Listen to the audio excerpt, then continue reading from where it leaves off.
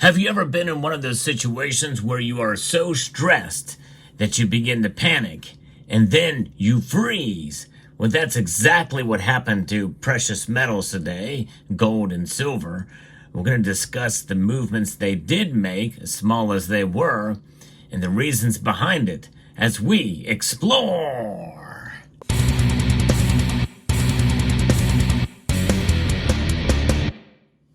The world is a very volatile place right now, and that is making its impact known in the markets in general and precious metals in particular. It's a mixed bag, though, with movements one direction or another with precious metals today. We're going to get into that in a moment.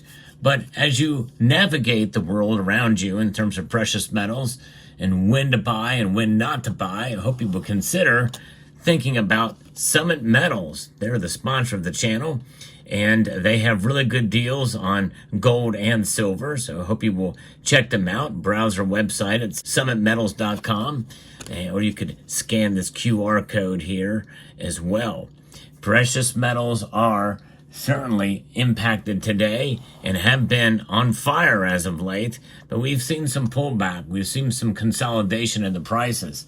Right now, moments before the markets close, gold is up slightly, up 0.33% to up $8.90 to $2,745.20. Silver is down in the opposite direction, down 0.36%, down 12 cents to $33.64. But it is still above $32.50. That is the resistance, the prior resistance point. And by the way, it's still above $33.50. So that's good for silver, even though we've seen a bit of a pullback today.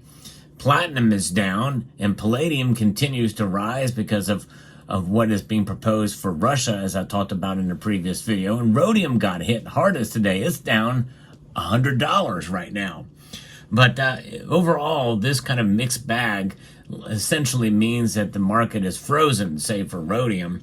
Not a lot of activity. It's a hurry up and wait scenario. There's still about 11 days left in the election cycle, and who knows how long it will take to find out who is going to be president or not. And that has people on pins and needles. The polls are very close, and it could go either way. And that has a lot of people really upset and uncertain. And the markets, I think, are reflecting some of that as well, too. But in the end, it really doesn't matter who becomes president in terms of gold and silver and what their performance is like over the long course of time, because they do preserve our wealth. Gold and silver extend beyond what politics would like you to think they should be or how they should react. Gold and silver are a stable store of wealth and are monetary metals over the long course of time or through history. They have proven themselves to be just that. And when you think about what the federal government does or doesn't do, sometimes it's good to look to the states. We are the United States of America here in this country, and I don't know really how other nations are set up, but we are unique in the way that it's our states that provide the closest, more responsible government for the people. In provinces and other nations like Canada and other nations around the world, the United Kingdom is a setup of a formation of a collective of nations of countries rather that make up the nation of Great Britain. But there's some autonomy there.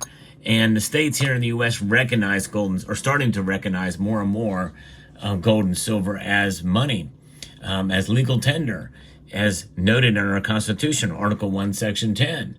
And so when we see moves like what we see today, where they move in opposite directions but only slightly, it gives us an inclination that there's a lot of uncertainty. What's going to happen in the markets? But sooner or later, things are going to smooth over in one way or another. And even if we do head into some worse times economically and worse times in terms of government overreach and regulation and even punishment from the government, gold and silver will shine in the end in one way or another. But it's the not knowing part that has people nervous. That's what has the markets reacting in certain ways. And when the markets react, well, there's volatility, and the prices move in directions that we can't make sense of, because that's the nature of psychology, is it doesn't make sense. There's no rationale or reason behind it. And that's, I think, in part and parcel to what has led to silver to fall today and gold to go up today.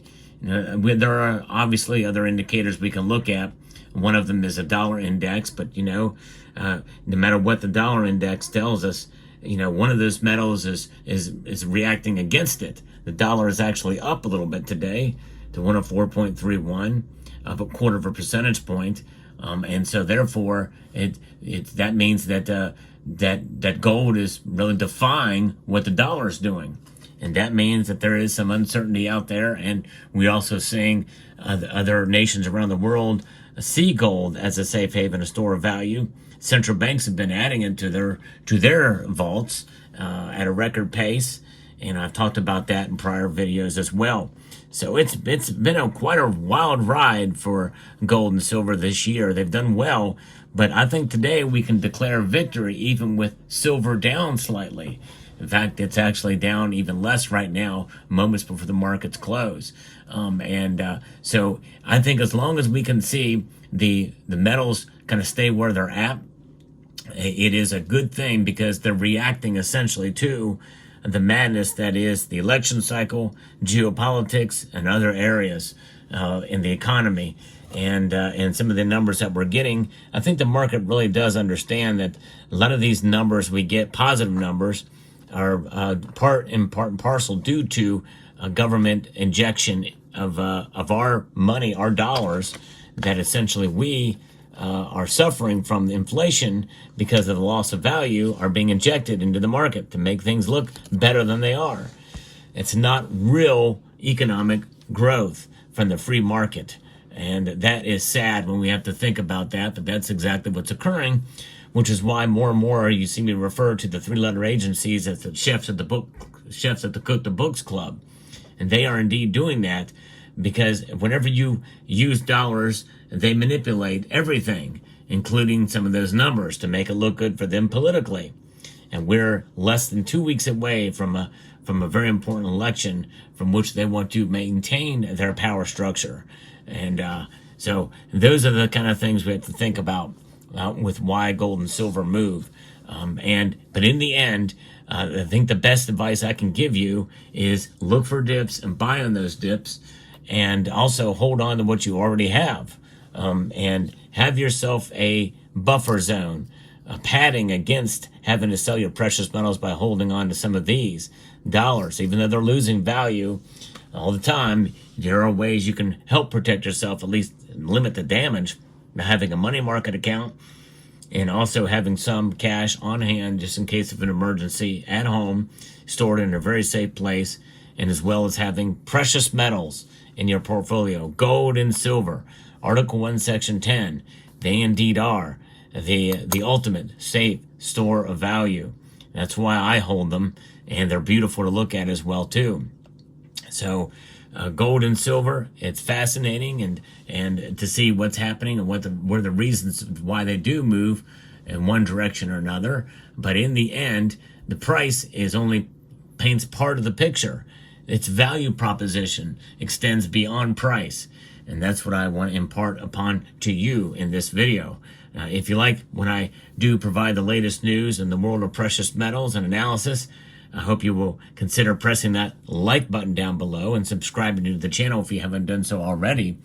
But where do you think gold and silver are going to go next week? I think that it could be a very different week next week. And every single day that passes, especially domestically, which has an impact around the world, our elections do, but especially this year's election, let me know what your thoughts are. And I want to remind you that every Sunday night, and I think the next 2 Sunday nights are going to be critical and crucial to be here to watch what happens with gold and silver. At 6 p.m. Eastern Time on Sunday night, we hold a market watch. We watch the precious metals markets open and see what the price does for both gold and silver, and the other metals as well too. So I hope you will join me then. So I hope you found this video informative, insightful, and educational. Would like to extend a multitude of gratitude to you all for taking the time to watch, and encourage you to please rate, share, comment, and subscribe.